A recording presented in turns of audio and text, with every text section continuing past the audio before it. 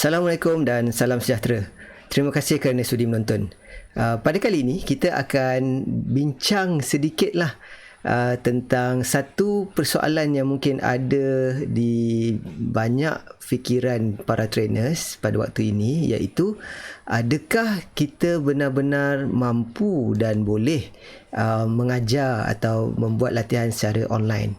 Jadi pada kali ini saya rasa saya ingin berkongsi sedikit pendapat tentang hal ini, kerana kita biasa dengan dua perspektif yang berbeza, iaitu pertama sekali kita merasakan diri kita boleh, berkemampuan, tapi pada hakikatnya kita tidak mempunyai kompetensi yang cukup untuk mengajar secara online.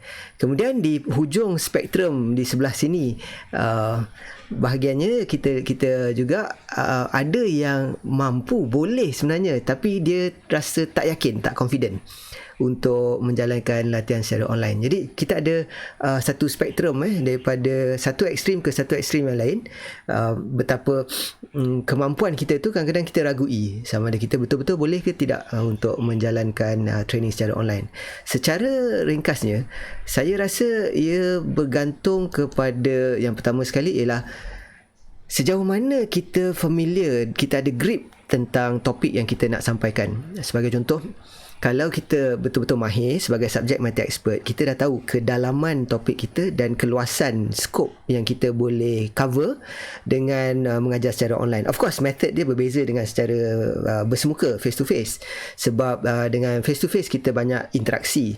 Tetapi bila kita mengajar secara secara dalam talian menggunakan internet, kita akan dapati bahawa ada batas-batas tertentu, ada had-had tertentu kepada keupayaan kita, kebiasaan kita dalam mengajar. Jadi untuk itu kita mungkin akan rasa tak boleh kot, atau tak mampulah. Sebenarnya kita boleh, tapi kita meletakkan diri kita sebagai tak kompeten, ataupun kita rasa tak confident, tidak yakin dengan keupayaan kita. Manakala kita lihat di satu sudut, ada pula orang yang jenis tak kisah, dia langgar je kan, dia jalan terus, dia terus buat training, dia tak peduli efektif ke, ada engagement ke, dia tak kisah, dia jalan aja. Jadi kadang-kadang kagum juga dengan orang ni, sebab dia begitu yakin dengan keupayaan dia, walaupun konten dia mungkin simple-simple aja. Jadi dekat sini saya teringat kepada Dunning-Kruger effect, iaitu secara ringkasnya Dunning-Kruger effect ni dia kata orang yang tak tahu, dia akan rasa macam dia boleh dan dia yakin dia boleh buat. Manakala satu lagi yang kita selalu sebut macam tak confident, boleh tapi tak yakin dan sebagainya, yang itu kita sebut sebagai imposter syndrome. Satu keadaan yang mana kita rasa orang lain pun boleh buat, kita sebenarnya apa yang kita ada kita kongsi ni mungkin tak cukup, atau tak cukup banyak. Jadi kita rasa tak confident.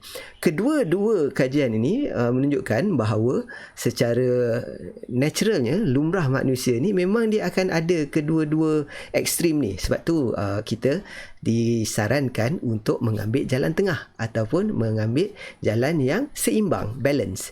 Balance maksudnya, kita rasa kita tak cukup kompeten, jadi belajarlah, ambil tahu, kaji sikit, baca lebih sikit, ambil jalan itu. Manakala kalau kita rasa kita confident, kita yakin, dan kita rasa macam aku dah boleh buat ni, sekali lagi, baca, ambil tahu, kaji sikit untuk perhatikan di mana ruang-ruang yang mungkin kita tersilap, atau kita membuat andaian kosong, atau kita membuat satu pilihan yang mungkin kurang tepat. Jadi dekat sini saranan saya ialah ambil jalan tengah, kaji sedikit, tapi jangan sampai tahap analysis paralysis, ataupun sampai naik jam, tak boleh buat. Jangan pergi ke tahap tu. Kita pergi kepada satu persatu kita secara konstruktif. Contohnya, saya nak shoot video saya tak berapa cantik. Jadi kita find out, cari dalam YouTube, cari dekat Google dan sebagainya, find out macam mana kita nak perbaiki mutu video kita, contohnya. Lepas tu baru kita tengok kepada benda-benda lain. Kita tengok kata tak seronok lah cakap satu hala ni, macam webinar ni semua bukan diri kita. Kita nak ada sedikit interaksi. Carilah apakah game-game yang boleh dibuat, atau aktiviti-aktiviti yang boleh buat walaupun kita berada dalam talian. InsyaAllah mesti ada punya. Kalau cari, insyaAllah kita akan jumpa. Jadi dekat situ jangan terlalu menilaikan diri itu terlalu rendah dan terlalu tinggi, ambil jalan tengah, ambil jalan yang selamat dan kaji, ambil tahu dan cuba. Jangan sampai tahap tak cuba. Ada setengah orang dia kaji, dia fikir tapi dia tak buat apa. Yang tu pun tak boleh.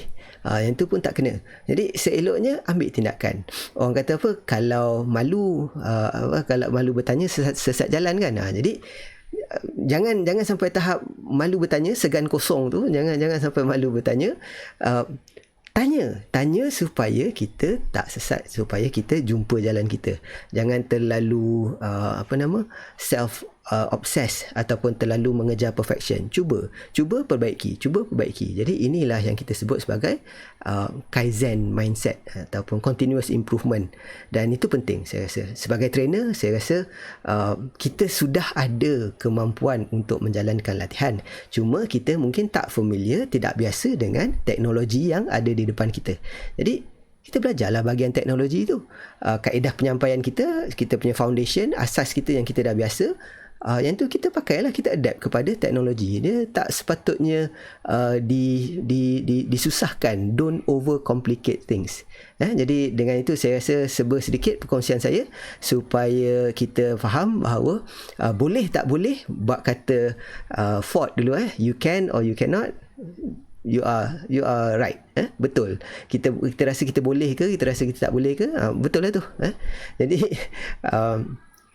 cari jalan tengah. Tak tahu, belajar, atau cari. Dah tahu, dah rasa confident, rasa boleh buat, belajar, cari supaya kita yakin dengan betul, bukan yakin kosong. Jadi dengan itu saya kira sedikit diharap perkongsian ini bermanfaat, dan sekiranya anda rasa yalah ada make sense juga, tolong like tanda sokongan, dan mungkin boleh dikongsikan dengan rakan-rakan di luar supaya mereka juga ada sedikit positive self esteem untuk menjalankan latihan secara dalam talian ni. Jangan terlalu berharap dan tunggu lama sangat untuk kembali kepada face to face training. Jadi setidak-tidaknya kita kekal aktif lah dalam keadaan sekarang, dan bukannya hanya menantikan tiba masanya untuk kembali ke habit asal. Dan insyaAllah sekiranya anda berminat untuk topik-topik seperti ini, saya akan cuba kongsikan dari semasa ke semasa. Mohon subscribe channel ni, dan insyaAllah kita akan berjumpa lagi pada masa yang akan datang. Assalamualaikum warahmatullahi wabarakatuh. Stay safe.